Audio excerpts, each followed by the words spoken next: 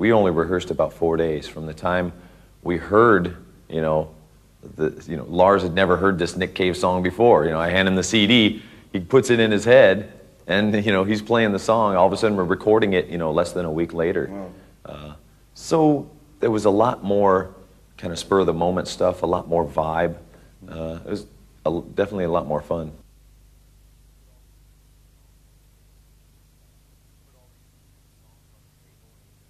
We put all these songs on the table and we just digested them and, spit them out Metallica style. There's only so much you can kind of mess with the sounds, when you go in to hear back a song or to listen to a mix. Your ear goes right to, I dial in that guitar sound that I love, and that will it's not going to change that drastically in Lars, his drum sound and things, so it ends up sounding like Metallica.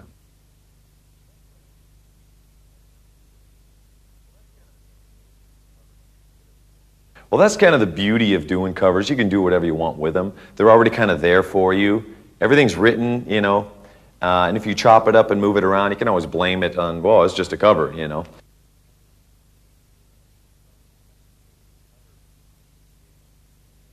Doing these covers, it kind of tests your musicianship, and you'll go and play things that you wouldn't have written on your own, and it might, make your fingers move a different way, and spur you on to try something new.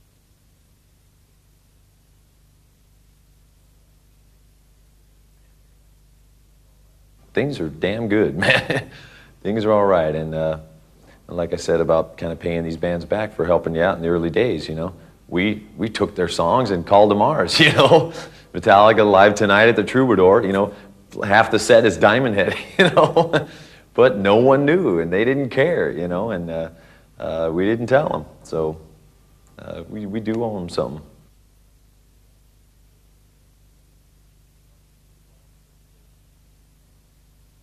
We went into Kirk's basement about 30 hours after the last show from the summer tour, and started knocking these songs around. We talked about what songs we were going to come in with the next day, and so and so and so, and do 3 or 4 songs each day and try to just figure out some kind of handle, where's it going to go?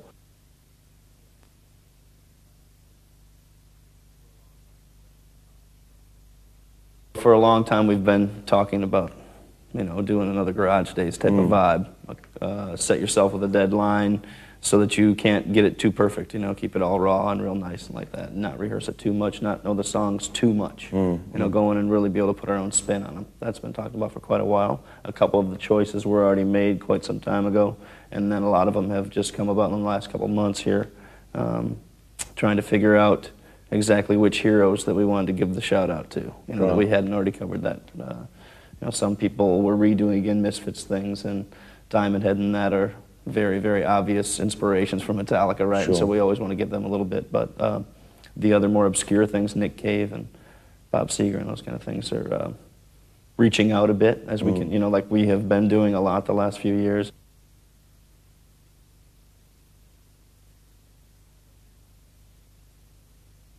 First we try on acoustic instruments, then James would try to sing it this way, and then we do just, Lars with the tambourine hits and the, side stick or something like that, trying to feel through it, what moods we were going to create.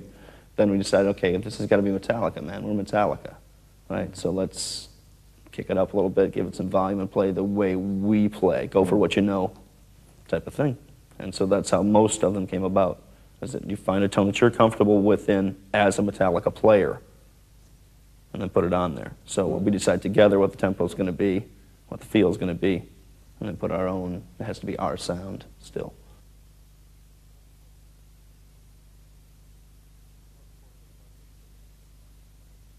The most important thing about this really is the fun factor, not having to get like in the Metallica recording mode of everything has to be under such a huge microscope and everything has to be so perfect. This thing gets to be raw and rough and fun and, sloppy and like it should be, like rock and roll should be. It's very much rock and roll, that's the cool thing.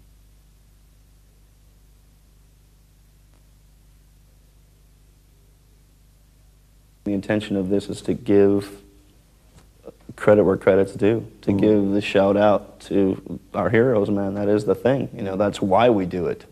We're exactly the opposite of what everybody would think. We want to do it because we're saying, yes, you did something for us. If it wasn't for you, we wouldn't be playing like we do. Here you go, man.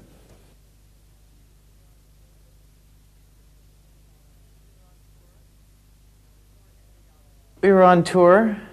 The tour ended on the September 14th, and we went straight into my basement September 15th. And we played until, I think, the 18th, and then we went into the studio on the 19th, and we've been working every single day. And it's been a little grueling, but you know, it's been good. It's been fun.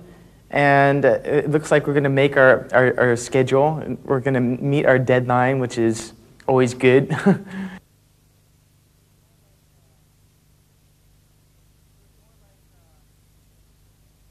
It was more like seeing what we could do, you know, rather than seeing what we would have to get done. I mean, we looked at it more as, you know, the potential for these songs and what we could do with it creatively, rather than, you know, can we do this? You know, are we physically able to do this? I mean, it was more a point of just seeing the potential and seeing what we could do, and, you know, realizing the possibilities rather than you know, realizing the limitations.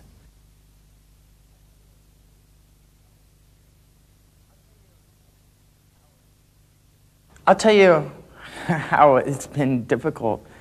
When I leave the studio, all I hear in my head is Merciful Fate, you know, Diamond Head.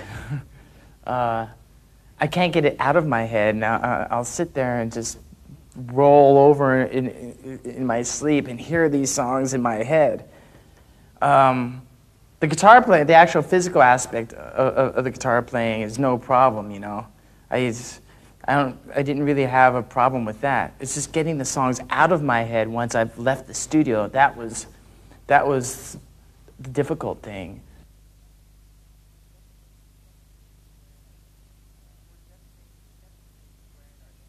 We're definitely wearing our influences on our sleeves with this one again. Yeah, you know, this album is a bit biographical, autobiographical, in a musical sense, because these are all bands that have been such a huge inspiration to us, you know, and a huge influence on us. And by listening to this album, you can tell where we got a lot of our ideas, really. I mean, it's just plain and simple. These are some of the most influential bands in Metallica's career.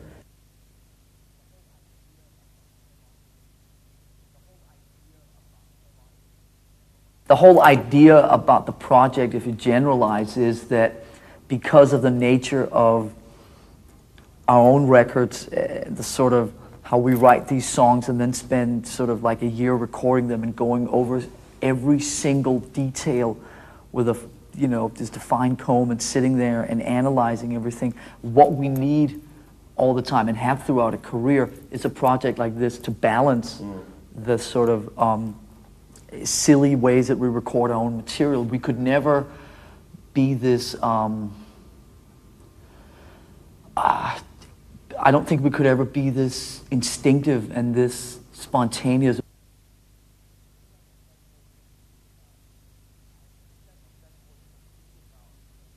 I think that's what's so cool about Metallica doing cover songs, that is, it gives us a chance to go in the studio and have a different kind of fun than the sort of process of making our own records. And at the same time, I think now we're at the point in our career where when we used to pick cover songs and record cover songs in the early days, we would sort of stay more within our own territory, our own parameters, and sort of pick all these sort of obscure British metal songs and so on. But now we realize with this project that we could be, and want it to be, a lot more adventurous in the selection, and for the first time also picking songs by artists that we tremendously respect, but that we could also take these songs and kind of alter them enough and make them our own.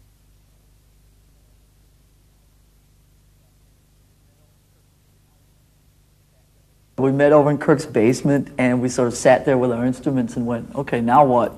And we started basically going through potential songs that we had thrown at each other during sort of, late night drinking binges in hotel rooms and whatever, and sitting on the plane and blah, blah, blah. And we had a sort of a rough outline of some songs that we thought could work for this project. And that was just about 4 weeks ago. We spent almost a week over at Kirk's house, sort of getting it together, figuring out what we're doing. And then we came here, and having recorded and mixed 11 songs in that period, for us is just sort of unimaginable.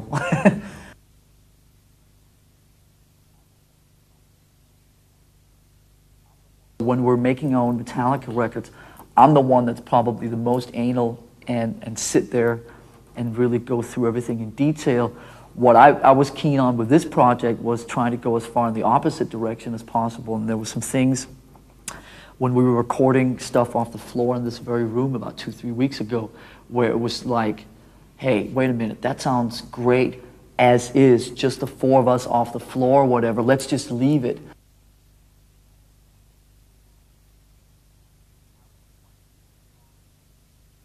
I was quite keen on trying to preserve the moments that were created in this room instead of then sitting and sort of doctoring them up afterwards. But at the same time, I mean, making records and being in a band and choosing songs and recording songs and all that, it's really, I mean, the key thing is balance, and you have to find the balance that works within the unit. And I think we found that. The fact that you said that we could sit here 3 weeks later and actually have a finished record is an amazing feat in itself.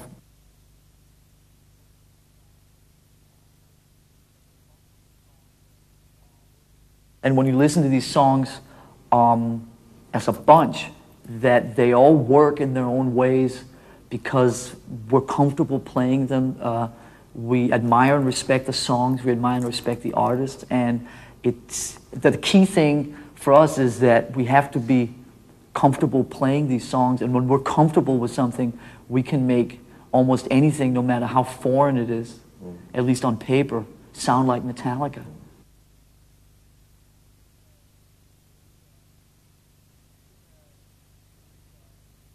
It's been a very brief, spontaneous, crazy adventure. I can't remember the last time we made a record like this. You know, every time we go into the studio, we sort of prepare ourselves for these elongated stretches, and you know, 4 weeks ago, none of this existed.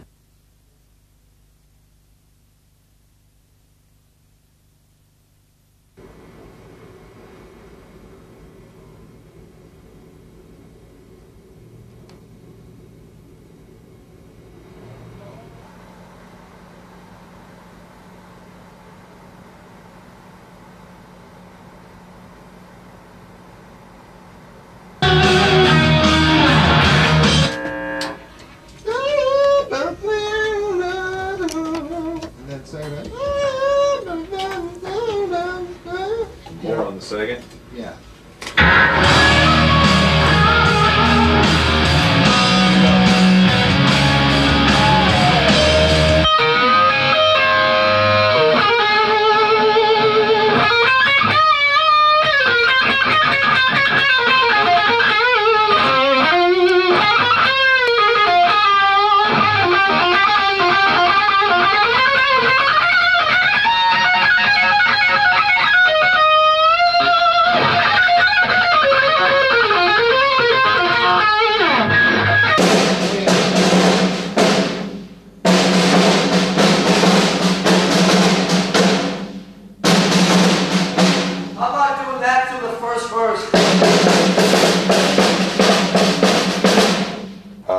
Thin Lizzy's most part done. Overman's for the most part done. But the heavy stuff is we kind of want to get the heavier stuff done before this turns to mix, right? Well, it'd be great because of the guitar sounds. If not, we're going to have to get the guitar sounds over there. Well, That'd be cool as an uncredited, what do you call it? Segue. Yeah. Huh? It's called a segue. Yeah. Thank you, Ted. Segue into the tomorrow show.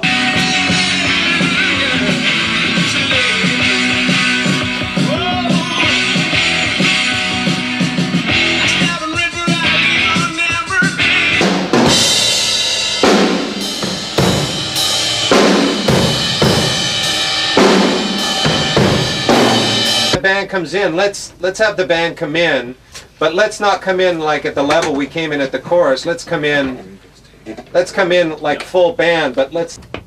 It's not there. Oh!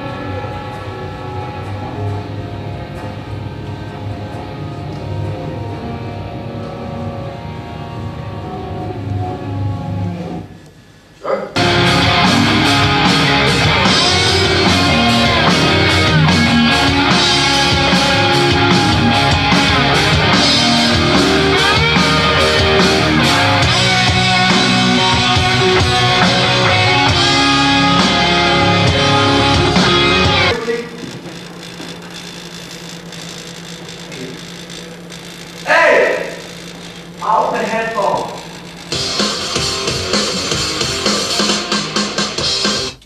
Seven.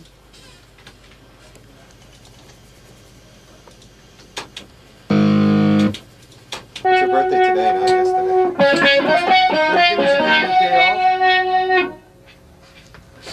The evening would be nice. We should all go for dinner. That's what we should do. That would be nice. I'll go for dinner. Of course, that's awfully social. Isn't it? You should spend time with your wife. You should spend time with your wife. Well, I'm going to do the vocal this afternoon.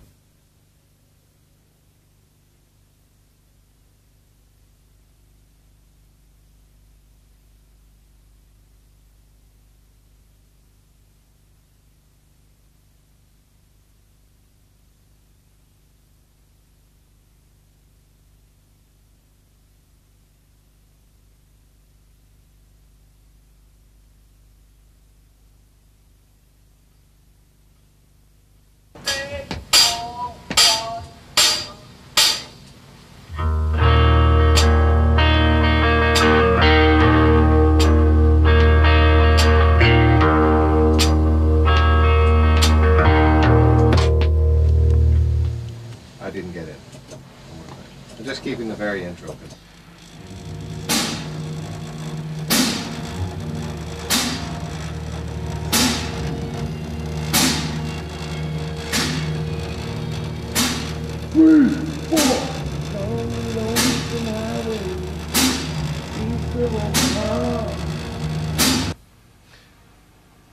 But your thoughts will soon be wandering the way they always do when you're riding 16 hours and there's nothing much to do, and you don't feel much like riding, and you wish the trip was through. The trip was through, and here I am on the road again. Here I am up on the stage, and there I go, playing star again. There I go, turn the page.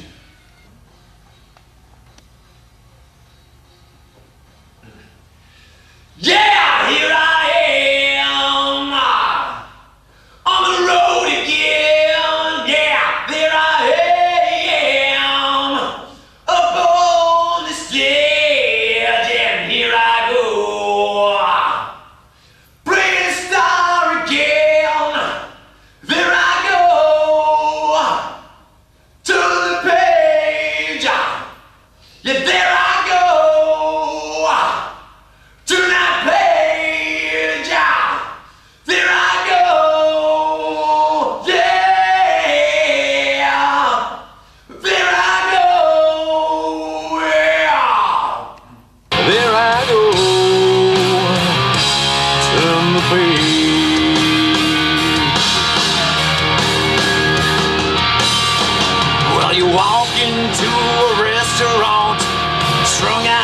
the road, and you feel the eyes upon you as you're shaking out the cold. Yeah, you pretend it doesn't bother you, but you just want to explode.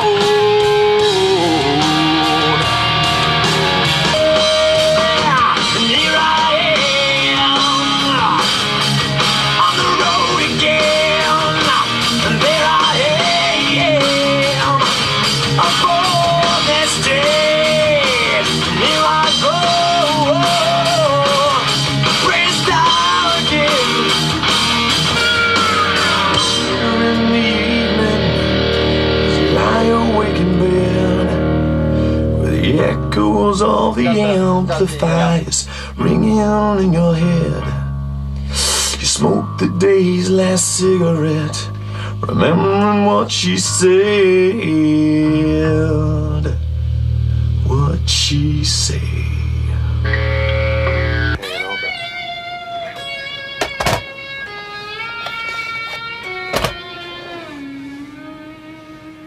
Well, which...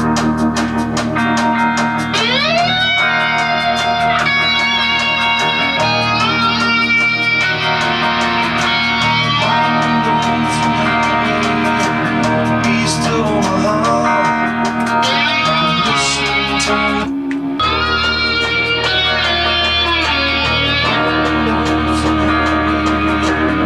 East of Omaha,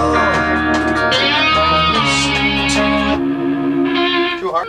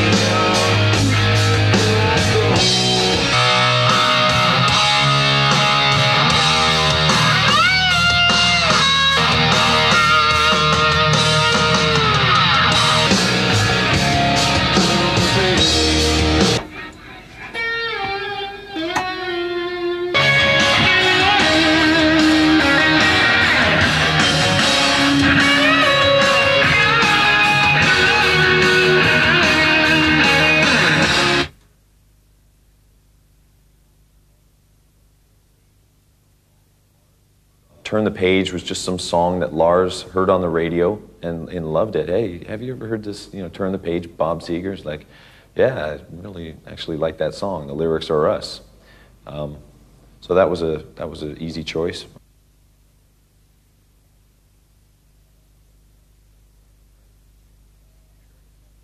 Actually, I can't stand Bob Seger, and I've never met him, so nothing really against him, but every time, growing up, the radio, just take them old records off the shelf. That's all I ever heard on the radio. It was like, play some, Aerosmith or something, I would just turn the radio off. It would just drive me up the wall. But it was more the song. This song, and lyrically especially, it belonged to Metallica, just, on the road again. It's just, we're the road dogs, and that's one song that we can really relate to.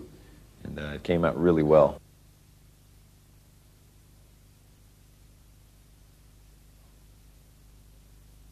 This song, to my knowledge, is the only one that we knew we were going to do years ago because of the lyrical content and that it was so much Metallica. I mean, just the words that it says, that's Metallica. Yeah. We take our music to the people more than anybody in our genre of music, more, for over the years and years and years. We've been the ones that went on the road and did it. And so that could not be more true for any other band. And so we knew that way back when, I'd say 5 years, 7 years ago maybe even, we knew we were going to do this song. How we were going to spin it, we didn't know. We didn't know if we were going to try to keep the folksy vibe of it, electric piano, what the heck was going to happen until we actually put our hands on the instruments.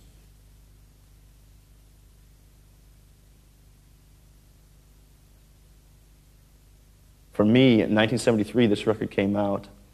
I was 10 years old. My brother, Greg, had it in the first week it was out, So I've known that song for 25 years. Wow.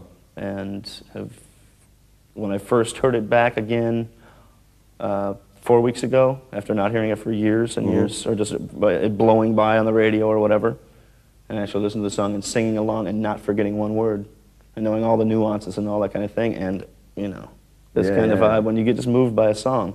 And that is one of those songs that always did it for me for some reason. I never knew that this would come to this, and in my career or whatever, that we would actually put our stamp on it. But for that reason, it's close to here for me.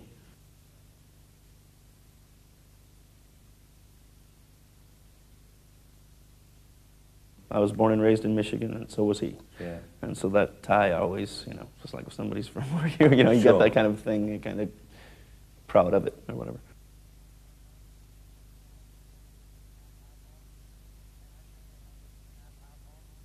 I have to admit, out of all these bands, I wasn't a big Bob Seger fan at all. But, when someone suggested Turn the Page, and I thought about it, and I thought, wow, Turn the Page, Bob Seger. And, I don't know. I don't know if I can relate to that one. But once I heard it and I listened to the lyrics, I thought, wow, this is just a perfect song for James to sing. I mean, this song says James Hetfield all over it, This is a Metallica song, just waiting to be happen, or a Metallica cover song, just waiting to be realized.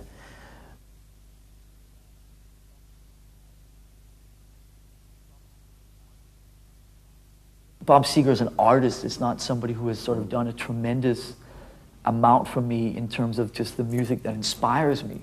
But that song, so there you talk about a song more so than a catalog or an artist or a history.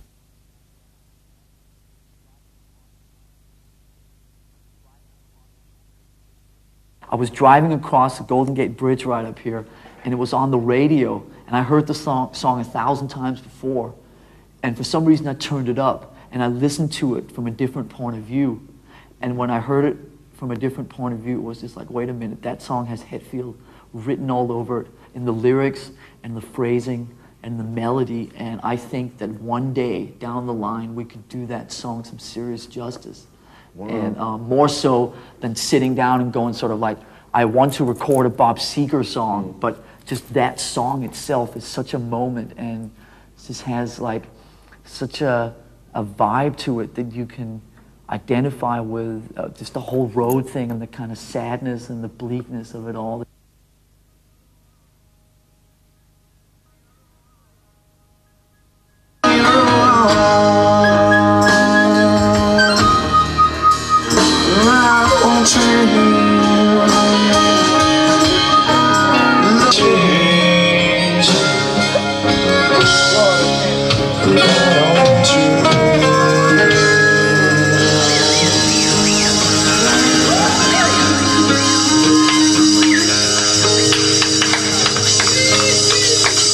Thanks, Dear. Right on. Thanks, Pop. Yeah. Thanks, Pep. Thanks, Jer. Thank you, Het. Thanks, Les. The end of time. Yeah, take off your dress. There's a devil waiting outside your door. There's a devil waiting outside your door. And he's bucking and braying and pawing at the floor. And he's howling with pain and asking for more. There's a devil waiting outside your door. While the empire's burned down, forever and ever and ever, ever, mankind is over me. So help me, baby. So help me, baby.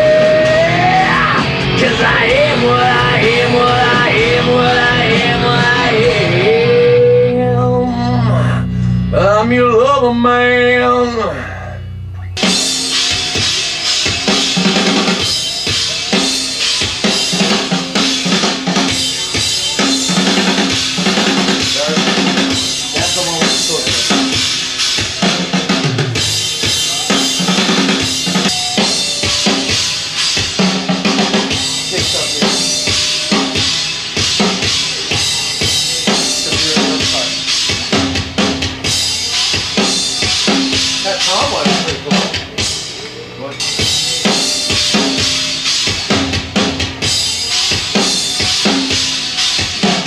Try that one.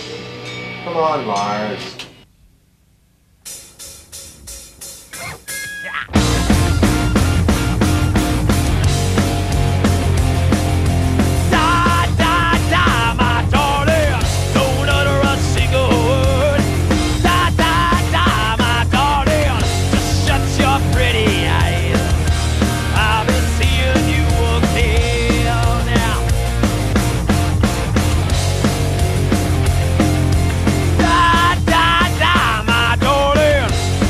Your pretty eyes, I'll be seeing you again.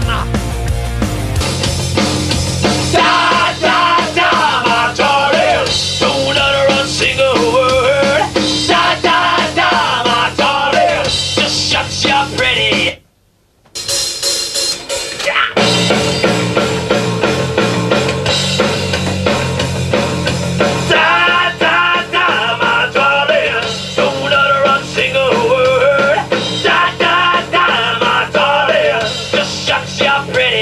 First one. Feel so good, I feel so fine. Love the little lady always on my mind.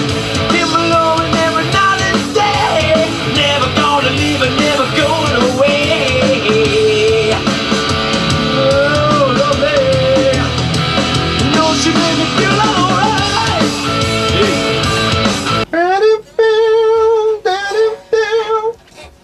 Can you just sustain that so it doesn't sound so stiff? Well,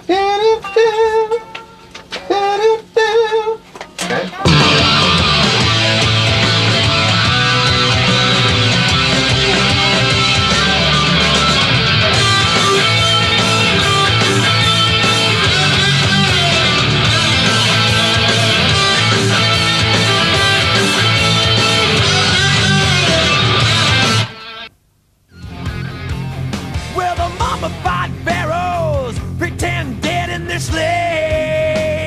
Yeah. Don't touch, never ever steal, unless you're in for the kill. The second line.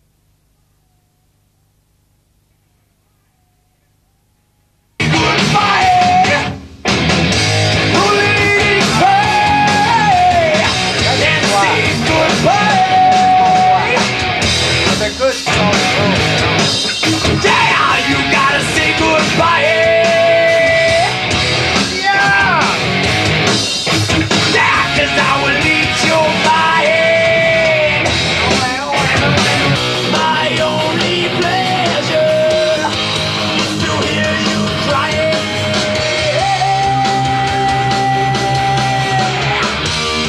I love to hear you crying. I love to see you dying.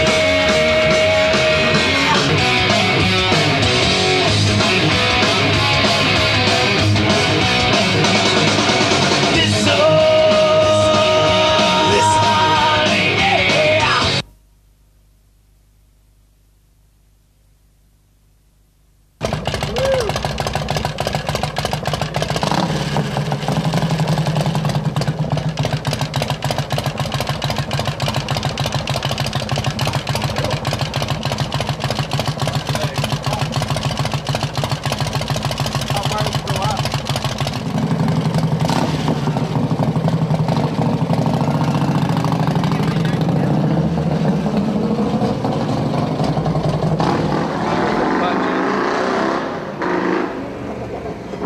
Oh, you left?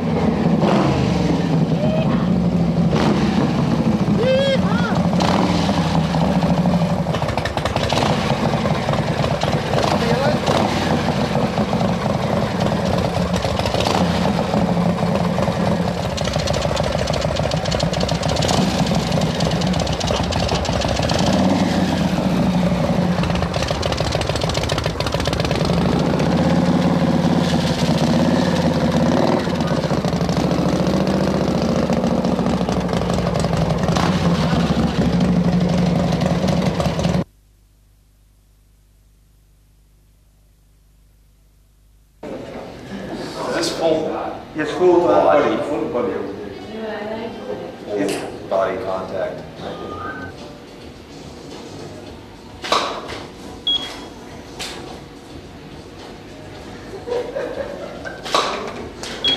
Your eyes comes up. Yeah, no, it's trying to figure out some nice thing. Let's keep staring at the camera.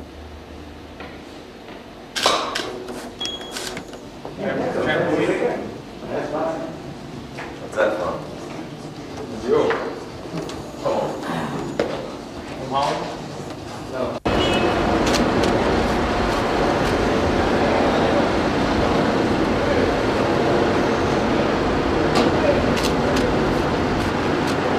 We like nonchalant.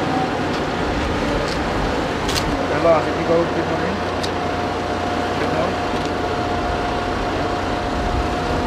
if you come this forward,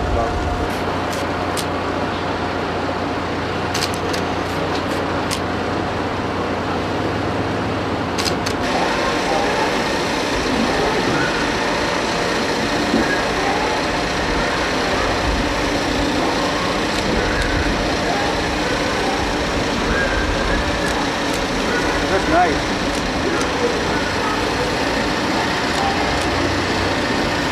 Right.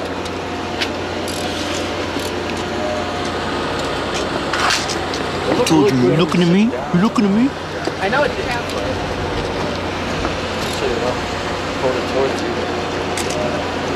Look at me.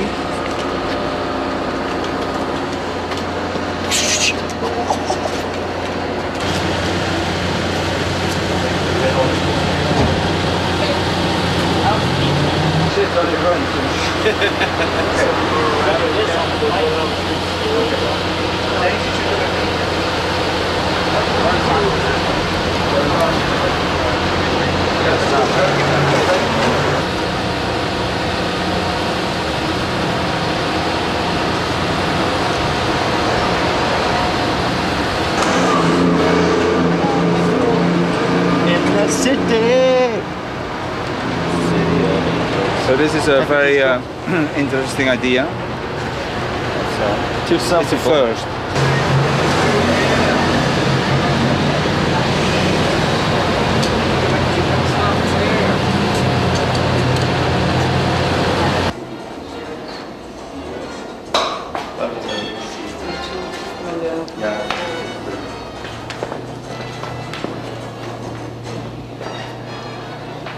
Well, personality.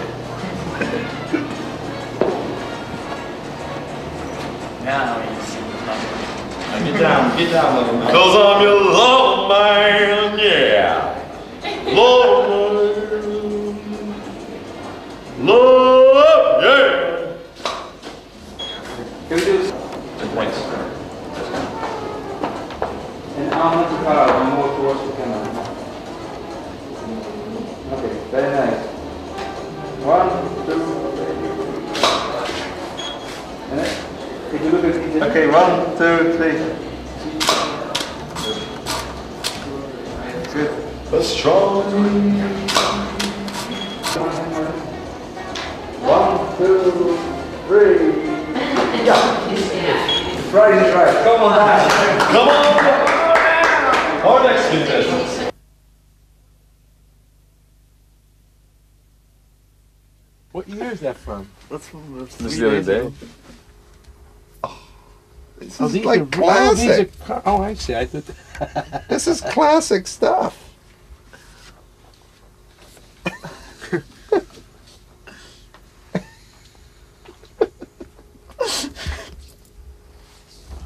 Rush is there. This is the best. With the little.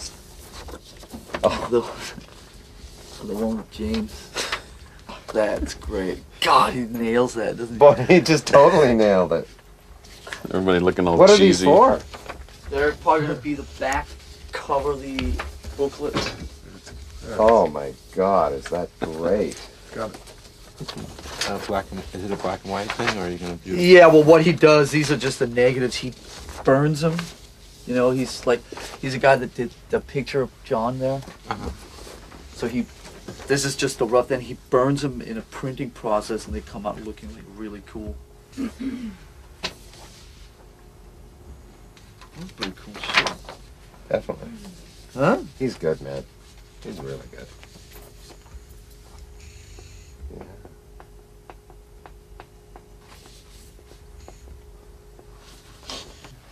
Why not? That's too just different. It doesn't work. Tuxedo stuff is great.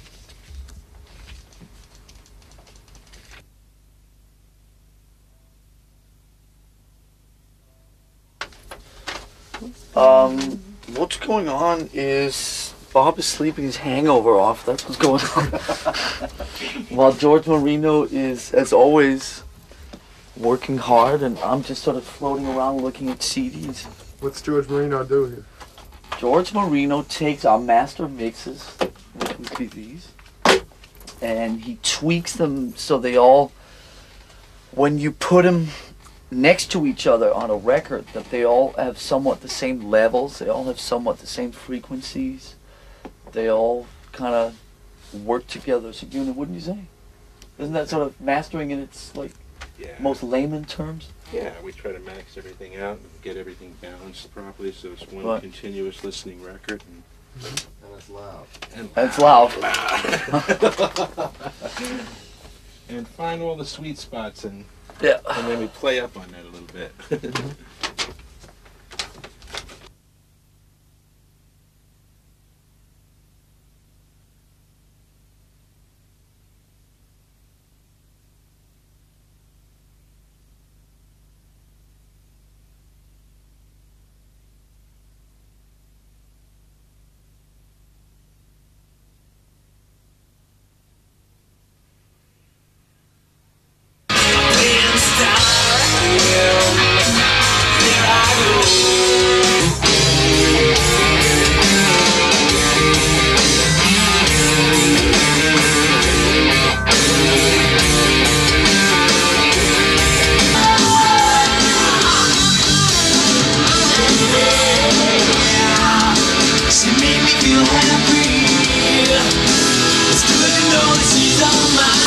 but never going away.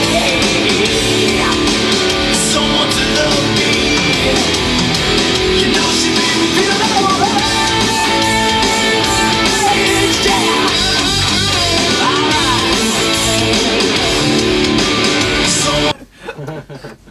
Leave Mike Fraser's voice in there? Okay.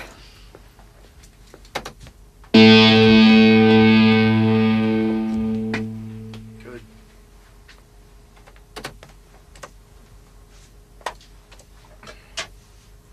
Okay, so we got to backtrack to the end of Electric and see. Let's see what we have here.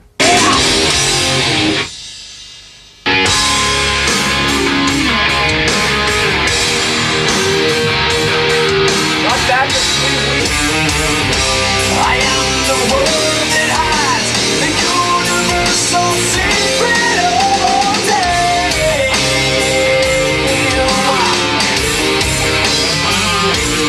I'm strung out from the road. You feel the eyes upon you as you're shaking out the cold. You pretend it doesn't bother you, but you just want to explode.